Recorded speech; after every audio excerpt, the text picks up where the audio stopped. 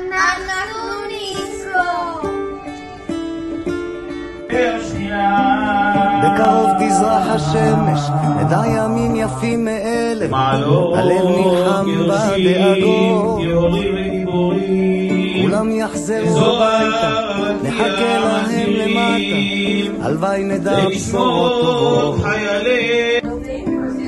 כי עם הנצח לעולם לא מפחד, אפילו כשקשה לראות.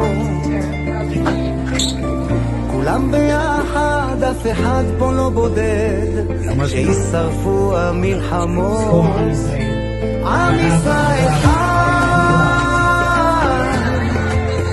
אם לא נשכח תמיד להיות מאוחדים. עם ישראל חי, בעליות וירידות, גם בשעות הכי קשות. הקדוש ברוך הוא שומר עלינו, אז מי יכול עלינו? כי אין לנו עוד מדינה, תעשה שלום בינינו, שמור על ילדינו, כי לא עבדה האמונה.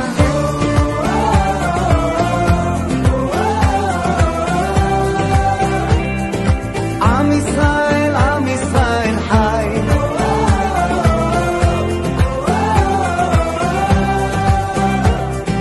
עם ישראל חי.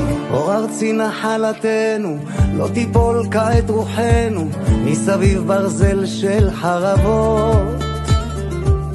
ויונה תפרוס כנפיים, התקווה בת שנות 2000, עוד נצא לשיר ברחובות. To embark on a fascinating journey through history to learn about the amazing story of the Jewish people on their way to the promised land. Our journey began thousands of years ago with a promise Hashem made to our forefather Abraham, to give him and his descendants a land flowing with milk and honey, a land for the Jewish nation.